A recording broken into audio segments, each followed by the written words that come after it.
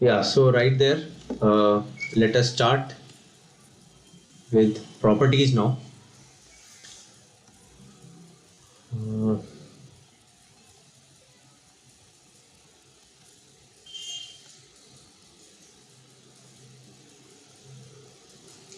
okay, so properties में जब हम start कर रहे हैं, see there are two major properties required. To be very honest, अभी दो major properties हैं जो बहुत ज़्यादा required है.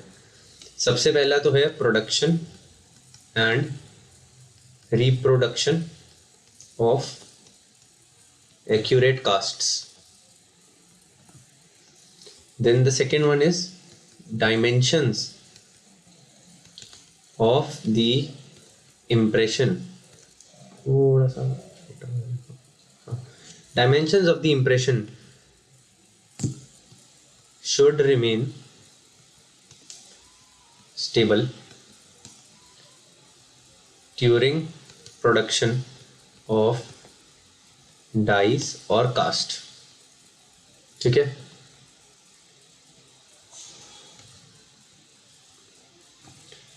डाइज और कास्ट. पता है डाई का मतलब और कास्ट का मतलब मैंने आपको बता ही दिया है. Positive replica of a single या प्रिपेयर्ड टूथ अगर होगा तो वो हो गई आपकी डाई, एंड कास्ट जो है वो एंटायर आर्च होती है. सबसे पहली प्रॉपर्टी आती है working time and setting time. तो आज सबसे पहले तो ना विल ट्राई टू अंडरस्टैंड कि वर्किंग टाइम सेटिंग टाइम का मेन फंडा क्या है, मतलब कि एग्जैक्टली इनका मतलब क्या है. वैसे हम जो यूज करते हैं ना device to measure them, it is oscillating rheometer. Oscillating rheometer is the device which we use. So पहले हम अगर वर्किंग टाइम देखें, begins at start of mixing and ends just before elastic properties have developed. Okay, और जो setting time है, that is starting from beginning of mixing until curing process has advanced sufficiently that impression can be removed with no distortion. अब समझते हैं इनको. See begins at start of mixing मतलब जैसे ही आपने मिक्सिंग शुरू करी वर्किंग टाइम की क्लॉक चालू हो गई, and it ends just before elastic properties have developed. Just before elastic properties have developed, बस ये होता है आपका वर्किंग टाइम कि इतने में आप वर्क कर सकते हो, क्योंकि उसके बाद तो इलास्टिक प्रॉपर्टीज डेवलप हो गई, तब तो वो सेट हो गया, तब आप उस पर वर्क नहीं कर सकते. तो आपने मिक्स करा, आपने ट्रे में लोड करी और उसके बाद उसको लगाया, तो ये हो गया आपका वर्किंग टाइम. तो इसका वर्किंग टाइम जो है इट मस्ट बी ग्रेट, मतलब लॉन्ग होना चाहिए ना, ताकि आप अच्छे से मिक्सिंग कर सको, फिल कर सकते हो सिरिंज को, इंजेक्ट कर सकते हो मटेरियल को, फिर ट्रे को सीट कर सकते हो, है ना. एग्रीड और नॉट. सो सेटिंग टाइम जो होता है it is beginning of mixing, वहीं से शुरू होता है, until curing process has advanced sufficiently that impression can be removed with no distortion. तो ये हो गया बेसिकली आपका वर्किंग टाइम प्लस में वो टाइम जिसमें इलास्टिक प्रॉपर्टीज सफिशिएंटली डेवलप होगी कि हम उसे निकाल पाए. So that is setting time. So setting time is equal to working time plus time to sufficient curing या रिमूवल टाइम, ऐसा कोट कर देता. So this is your setting. ठीक है, ये चीज समझ आई. Now you must also remember certain points which are derived from Phillips, that polymerization may continue even after setting time has elapsed. That is why Phillips ने ये बोला कि until the time curing process has sufficiently advanced to a stage कि आप उसे निकाल पाओ. Complete नहीं हुआ, complete कभी होता ही नहीं है. Polymerization process can never complete itself, वो चलता ही रहता है. So it can continue even after setting time has elapsed. If you will increase temperature, your rate of polymerization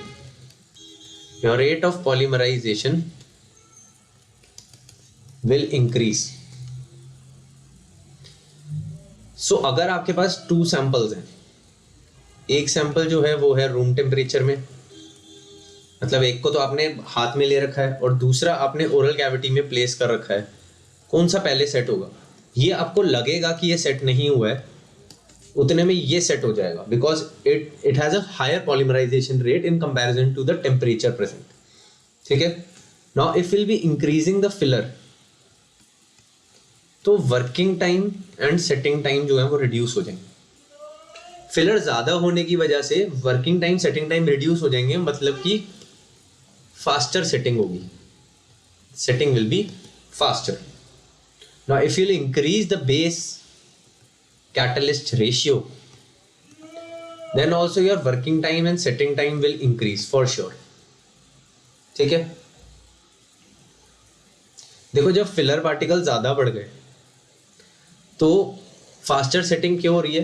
because filler particles बढ़ने की वजह से कंसिस्टेंसी ऑलरेडी काफी फर्म हो चुकी है. फर्म होने की वजह से it can very well have closeness, particles की क्लोजनेस होगी ताकि क्रॉस लिंकिंग जल्दी हो, चेन्स आपस में ज्यादा पास आ जाएंगी. Now base and catalyst if they increase, अगर आपने बेस बढ़ा दिया और कैटलिस्ट को कम कर दिया, कैटलिस्ट में यानी रिएक्टर को कम कर दिया, तो आपका सेटिंग टाइम वर्किंग टाइम बढ़ जाएगा, क्योंकि रिएक्टर कम हो गया ना. जितना कम होगा उतना ज्यादा डिले होगा सेट होने में. This is not advised at all, क्योंकि पहली बात तो it is not at all economical. आपका थोड़ा मटेरियल जो है वो बचा रह जाएगा लास्ट में, विच इज अ वेस्ट. दूसरा, unpredictable change in rate of polymerization. Properties basically effect होने लग जाएंगी, which is not a good idea. इसीलिए this method is not at all advocated. एक और प्रॉपर्टी होती है, next property, which is reproduction of oral structure details. Reproduction of oral structure details, इसके लिए एक टेस्ट होता है, सरफेस रिप्रोडक्शन टेस्ट. ये हम करते हैं, बस इसके बारे में इतना ही जानना है, इससे ज्यादा नहीं जानना है. Now we'll come on to next very important, rheological properties. कोई डाउट अभी तक?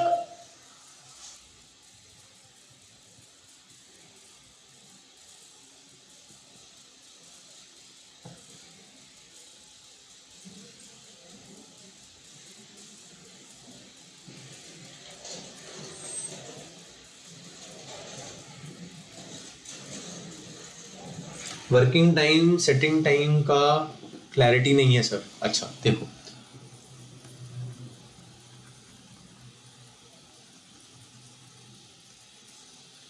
ये समझो कि वर्किंग टाइम जो है ना, ये प्रपोजल का टाइम है, और जो सेटिंग टाइम है ना, वो आपका शादी का टाइम है. मतलब कि वर्किंग टाइम में ना अभी आपका सेट नहीं हुआ सब कुछ, बस आपने प्रपोज करा, मतलब आप इंसान को जानते हो, सब कुछ आपको पता चला उसके बारे में, आपने चीजें रेडी करी, आपने रोज ऑर्डर करा, आपने रिंग ऑर्डर करी, और आप प्रपोजल के लिए चले गए. प्रपोजल के टाइम तक जब आपने बोला आई लाइक यू तक से, वहां से लेकर के यहाँ तक का टाइम जो है, ये हो गया आपका वर्किंग टाइम या प्रपोजल टाइम. उसके बाद में उनका रिएक्शन क्या हुआ, और रिएक्शन के बाद उन्होंने बोला शादी करना चाहते हो या नहीं का आंसर दिया, से लेकर शादी के टाइम तक, ये जो टाइम है इसको भी अगर मैं इसमें जोड़ दूंगा तो ये सेटिंग टाइम हो जाएगा, समझे?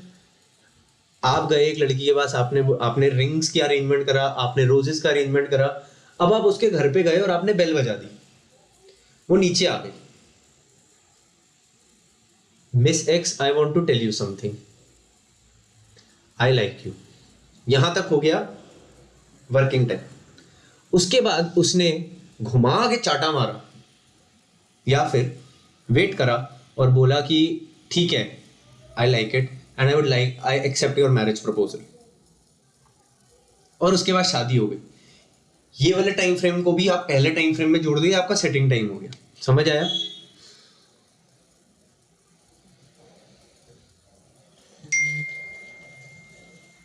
आ गया समझ? ठीक है, चलो आगे चलते हैं।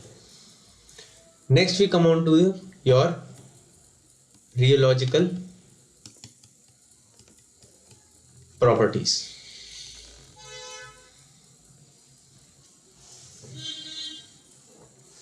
सो इट इज वेरी इंपॉर्टेंट कि आपको पता हो viscosity and flow of your mixed components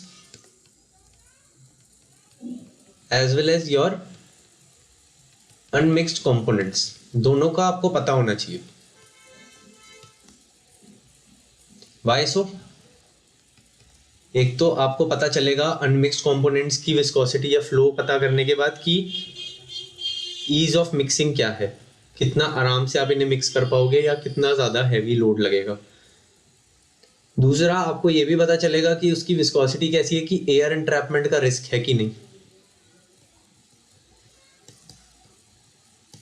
भाई आप ऑब्वियसली अगर आप पट्टी मिक्स कर रहे हो तो पट्टी में एयर एंट्रैपमेंट तो होगी नहीं, पर अगर आप बहुत ज्यादा फ्लो वाली चीज मिक्स कर रहे हो उसमें एयर ट्रैप हो सकती है।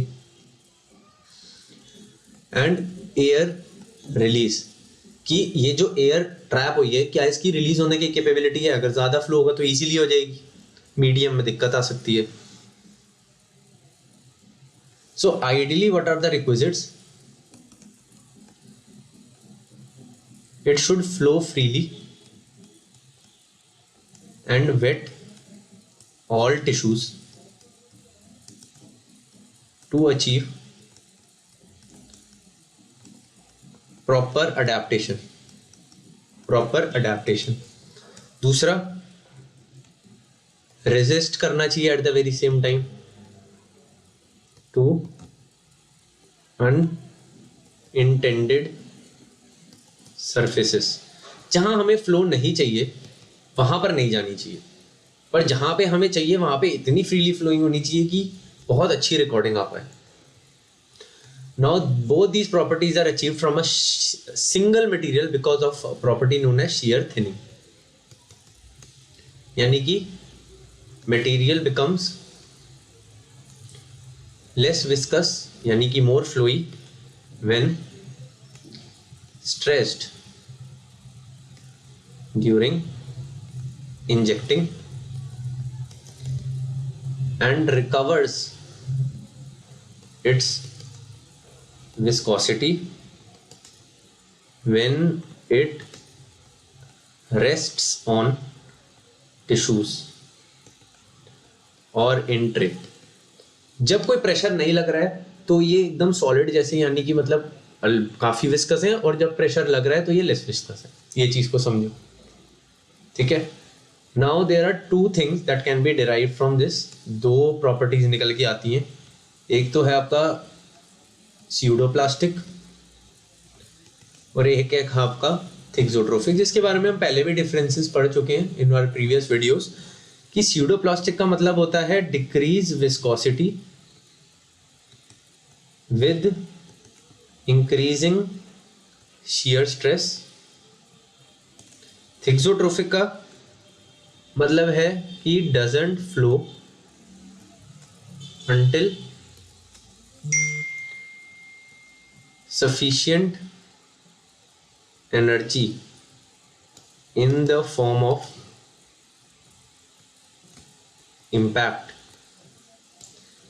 force is applied. जब तक नहीं करते तब तक ये फ्लो नहीं करता है सही से, उसके बाद फ्लो करेगा।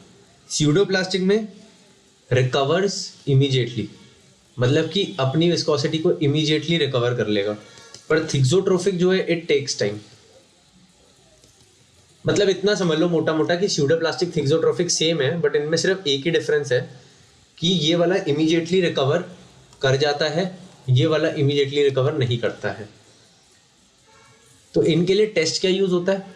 ड्रिप ऑफ और रन ऑफ टेस्ट, ये यूज होते हैं। हमने अभी तक कितना एक और पढ़ा था, सरफेस रिप्रोडक्शन टेस्ट और ऑसिलेटिंग राइनोमीटर, किस में पढ़ा था? बताओ मुझे, ठीक है। ये चीजें ध्यान रखनी है, ऐसे ही रिकॉलिंग करनी होती है। Now manufacturers claim material as thixotropic, मान लेते हैं। देखो, अच्छा ये पॉइंट को मैं ढंग से समझाता हूँ। काफी सारे मैन्युफैक्चरर्स क्या करते हैं? They claim their material as थिक्सोट्रोफिक।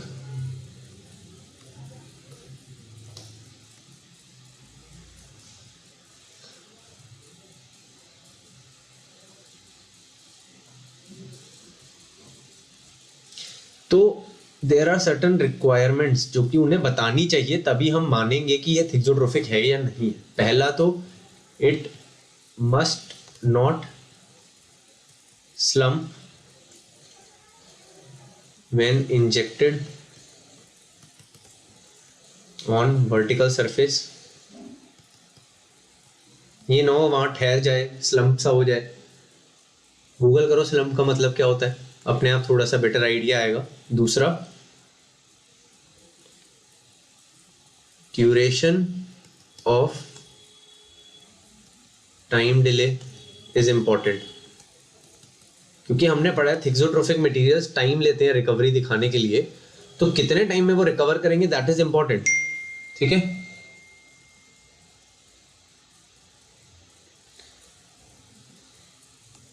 Extreme shear thinning भी एक चीज है, मतलब कि material is immobile when at rest and flows under stress। इसको कहते हैं एक्सट्रीम शियर थिनिंग।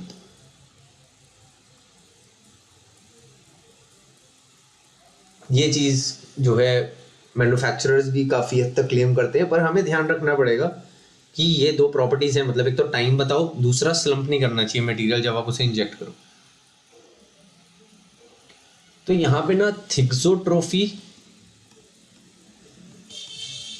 और स्यूडोप्लास्टिसिटी, हमें किसको चूज करना चाहिए? तो देखो, मैं तो एज पर फिलिप्स जो बताया गया है रीडिंग, उसमें से इन्फ्रेंस करके आई विल से कि pseudoplasticity is much better than thixotropicity of a material, because thixotropy में time duration is involve, of recovery is involved. We need to know how much time it takes to recover its properties back. दूसरा, viscosity वैसे भी किसी भी material की kind of increases with increasing polymerization। अगर ऐसा नहीं, मतलब ये तो वैसे भी हो रहा है ना, डिस्पाइट ऑफ थिक्सोट्रोफिसिटी, विस्कोसिटी तो वैसे भी पॉलीमराइजेशन के साथ साथ बढ़ी रही है। ये भी चीज को ध्यान रखना पड़ेगा। तो इसलिए इतना ज्यादा रिक्वायरमेंट है नहीं थिक्सोट्रोफी की। अब ये जो शियर थिनिंग है, इसका एक्चुअली में यूज क्या है, यही डाउट पूछ रहे हैं बच्चे। देखो, शियर थिनिंग का यूज ऐसा है कि आपको मैंने अभी एक टेक्निक बताई थी, मोनोफेस टेक्निक, विच इज सिंगल लॉन्डो की टेक्निक। तो शायद आप सिंगल नहीं हो इसलिए आपको ना ये याद नहीं रही होगी, no worries with that. But देखो, मोनोफेस टेक्निक में shear thinning is very important, क्योंकि जब आप इसको ज्यादा प्रेशर से इंजेक्ट करोगे तो वो फ्लोई हो जाएगा, बट जब आप इस पर प्रेशर नहीं लगाओगे it will stay in the tray. So therefore shear thinning is very much applicable in monophase technique. और कोई डाउट?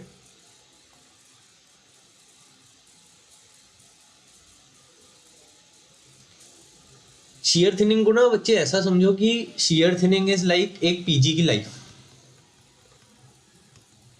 आप पीजी पे प्रेशर डालोगे, ही शी विल कीप मूविंग।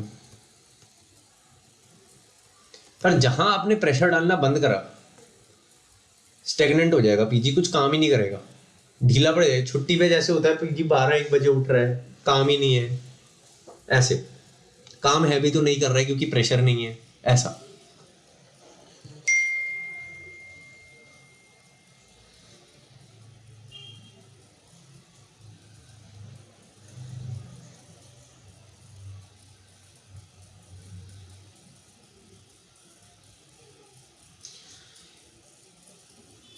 देखो बोल रहा है, बच्चा बोल रहा है कि स्यूडोप्लास्टिक और थिक्सोट्रोफिक भी अपने स्टाइल के एग्जांपल में बताओ सर। देखो स्यूडोप्लास्टिक और थिक्सोट्रोफिक में एक ही फर्क है, थिक्सोट्रोफिक ना बड़बोला है। बड़बोला मतलब समझते हो? बड़बोला मतलब कि बड़बोले का ये मतलब समझो कि हाँ मैं कर लूंगा, मुझे सब आता है, बस बोलता है कि कर लूंगा, पर रिस्पॉन्स डिले करता ही नहीं, प्रोक्रेस्टिनेट करता रहता है। ऐसे ही इसकी प्रॉपर्टी थिक्सोट्रोफिक भी फ्लो शो करेगी पर रिस्पॉन्स डिलेड देगी, रिकवरी डिलेड देगी। जो नतीजे आपको चाहिए ना कि प्रॉपर्टीज वापस आए, वो डिलेड हो जाएंगे। स्यूडोप्लास्टिक ऐसा नहीं है, इमीडिएट रिस्पॉन्डर है, फटाफट काम करता है।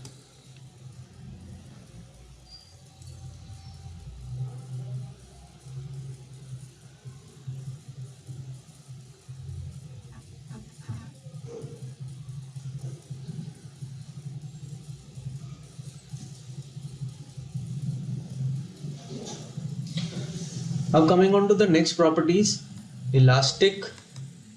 elasticity and viscoelasticity.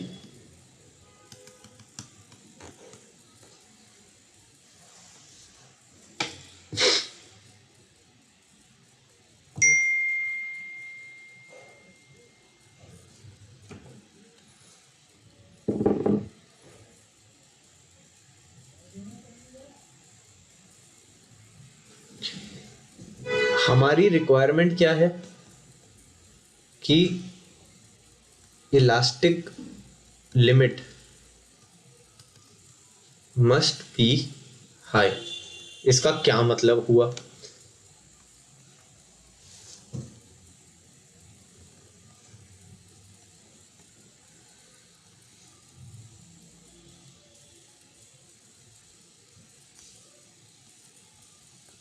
Let us से हमारे पास ये दांत है, ये इसका अंडरकट एरिया है, ये चैलेंज है रिकॉर्ड करना, बिकॉज अब जब मैं इसका इंप्रेशन लूंगा तो मेरा इंप्रेशन मटेरियल अंदर जाएगा, और अब जब मैं इसको निकाल रहा हूँगा, ये पूरा एरिया जो अंडरकट के अंदर है ऑफर्स रेजिस्टेंस। तो मैं इसको थोड़ा दाएं बाएं करूंगा या फिर एकदम ऐसे स्नैप में मैं अगर निकालता हूं तो पहले तो ये मटेरियल जो है ये थोड़ा सा बाहर को जाएगा और फिर ऊपर खींचेगा तो बाहर निकलेगा। तो जब ये साइड गया, पहले इसको वही लेटरल डिस्प्लेसमेंट, एक मिनट ऊपर को लिखता हूं, लेटरल डिस्प्लेसमेंट। अब इसको रिकॉइल करना चाहिए टू इनिशियल पोजीशन, तभी मेरा इंप्रेशन एक्यूरेट होगा, वरना तो प्रॉब्लम आ गई। अब ये जो रिकॉइल है ना, ये इलास्टिक लिमिट जिनकी हाई है उन्हीं में होगा, क्योंकि अगर लो इलास्टिक लिमिट है इसका मतलब है वो इतना इलास्टिक नहीं। इलास्टिक और फ्लेक्सिबिलिटी में डिफरेंस होता है। फ्लेक्सिबिलिटी मतलब फ्लेक्स कर गया, पर जरूरी नहीं है वो इनिशियल शेप में वापस आए। इलास्टिसिटी का मतलब है कि वो ऐसे बेंड हुआ पर फिर वो वापस उसी पोजीशन पे आया जिस पे वो पहले था। समझ रहे हो? मतलब वही बात हो गई कि आपका अपनी बंदी के साथ में कलेश हो गया, ठीक है, तो लड़की ने बताया लड़के तुम में ये प्रॉब्लम है, तुमको ये सही करनी पड़ेगी ऐसे, वरना नहीं चल पाएगा। लड़के ने कहा सॉरी सॉरी ठीक है अब ठीक है, और वो ऐसे ही आगे बढ़ गया। अब वो वापस से सेम प्रॉब्लम क्रिएट करेगा, अब वो वापस से सेम बार बार करता रहेगा। ये हुई इलास्टिसिटी, ये हुआ इलास्टिक, इसकी इलास्टिक लिमिट ज्यादा है, ठीक है, अपनी पुरानी सिचुएशन पे वापस आ ही जाता है।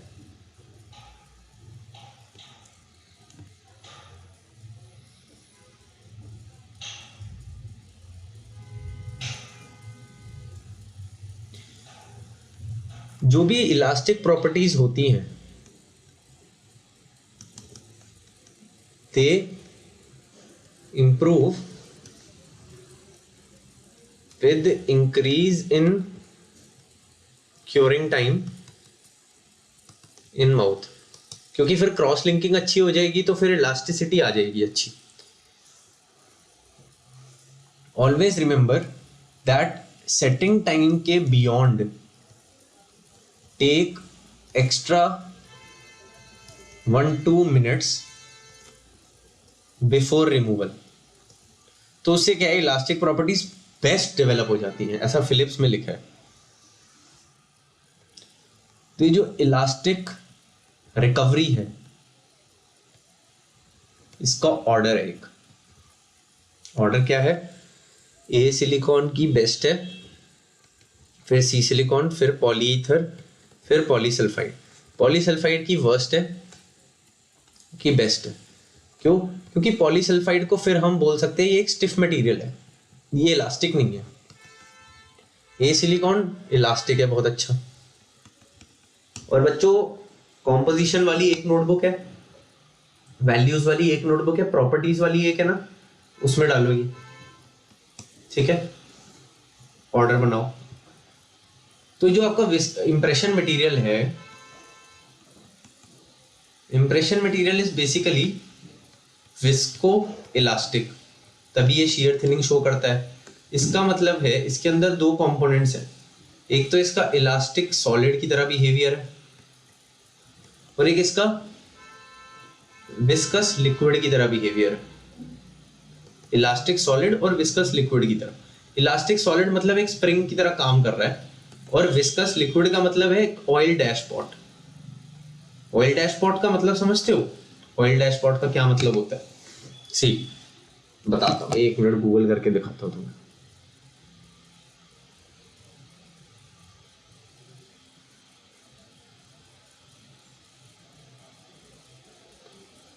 हाँ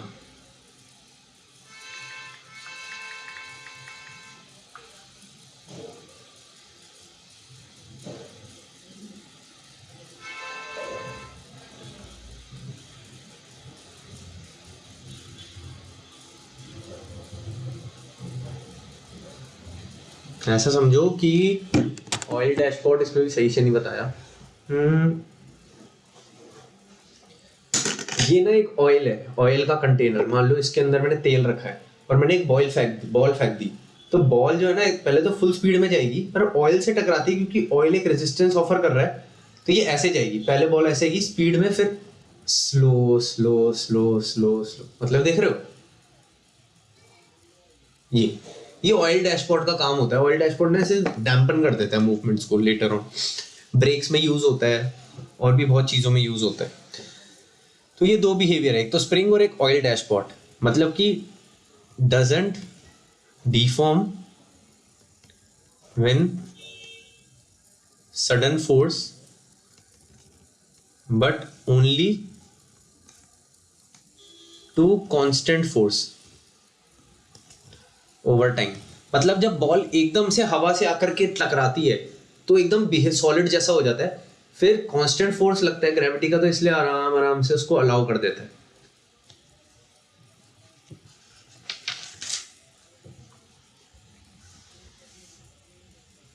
देखो स्प्रिंग तो फटाफट, स्प्रिंग के बिहेवियर की वजह से रिकॉइल तो फटाफट हो जाता है, पर जो ऑयल डैशपॉट है उसका जो बिहेवियर है ना, उसमें only opposite force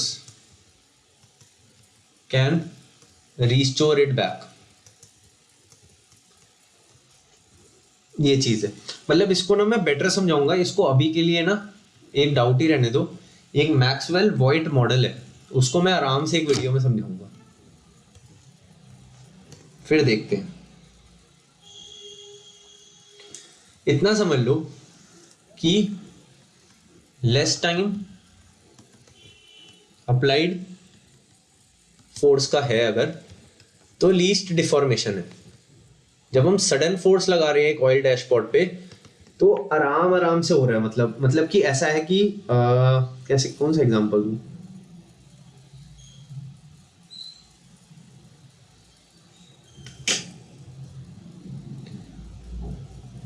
break of face चल रहा है मान लो, ठीक है, तुमने एक ही दिन जाकर बोल दिया सॉरी जी मैं आपके साथ नहीं रह सकता हूँ, it's done and bye bye, done. और उसके बाद आपने सडनली ब्लॉक कर दिया, सब चीज कर दिया, तो आपने सडनली सब कुछ कर दिया, लेस टाइम में फोर्स लगा दिया, तो अब उनको भी ट्रॉमा कम पहुंचा और आपको भी ट्रॉमा कम पहुंचा, लीस्ट डिफॉर्मेशन हुई, इतना ज्यादा डिफॉर्म नहीं हुआ। पर अब आप लिंगर ऑन कर रहे हो आराम आराम से, पहले दिन बोल रहे हो नहीं हो पाएगा, फिर अगले दिन बोल रहे हो नहीं नहीं नहीं नहीं मैं कुछ करता हूँ, फिर आपने कह दिया कि चलो वापस कॉल बैक कर दिया, ब्लॉक नहीं करा, बार बार आप धीरे धीरे कर रहे हो सब चीजें, तो बहुत डिफॉर्मेशन होगी, दिमाग खराब होगा। एक तो इस तरीके से समझो मैं कि ये बिहेवियर है एक इंपॉर्टेंट आपका इंप्रेशन मटेरियल्स का। दूसरा एग्जाम्पल,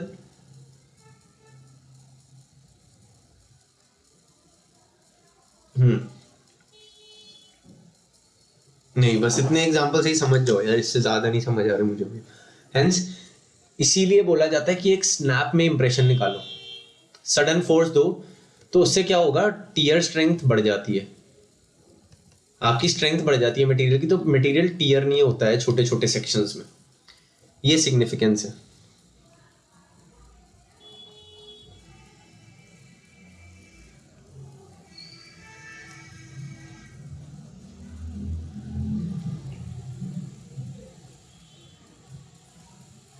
अगर मैं स्टिफनेस की बात करूं, तो पॉलीसल्फाइड की स्टिफनेस सबसे ज्यादा है, फॉलोड बाय कंडेंसेशन सिलिकॉन, फिर ए सिलिकॉन और फिर पॉलीईथर, ये ऑर्डर भी इंपॉर्टेंट है। पॉलीईथर की स्टिफनेस के बारे में तो मैं बता ही चुका हूं कि एक्सट्रैक्शन भी कर देता है, तो एक लेसर स्टिफनेस वाला पॉलीईथर भी बनाया गया।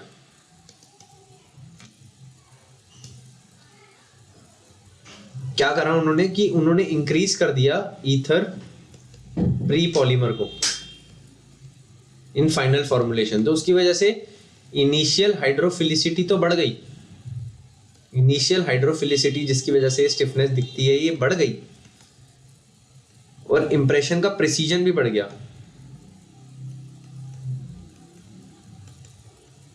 पर क्योंकि हाइड्रोफिलिसिटी बढ़ गई, डिफिकल्ट हो गया इसका रिमूवल और ज्यादा।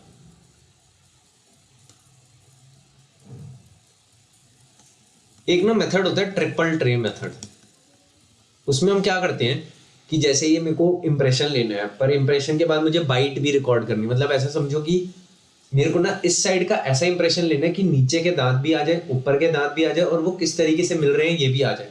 तो उसके लिए ट्रिपल ट्रे होती है, मतलब ये ट्रे में ऊपर भी पोर्शन होता है, नीचे भी पोर्शन होता है, और ये आपस में ऐसे जुड़ी होती है। तो आप इसको पेशेंट के मुंह के अंदर प्लेस कर देते हो, ऊपर मोलर आ जाता है, प्री मोलर आ जाता है, नीचे भी सेम पोजीशन में जैसा होना चाहिए मोलर आ जाता है, प्री मोलर आ जाता है। अब ऐसे में आप पॉलीईथर यूज करना प्रेफर करोगे? ऑब्वियसली नॉट, क्योंकि वो बहुत गंदी तरह फंस जाएगा, निकलना बहुत मुश्किल हो जाएगा उसका, ऊपर नीचे सब जगह, मुंह ही नहीं खुल पाएगा, निकलेगा कैसे? तो इसलिए ट्रिपल ट्रे टेक्निक में तो बिल्कुल ही पॉलीईथर नहीं यूज करना। अभी के लिए इतनी प्रॉपर्टीज, उसके बाद अगले में फर्दर और प्रॉपर्टीज पढ़ते हैं। ओके देन, ले लो ब्रेक, ले लो थोड़ा सा।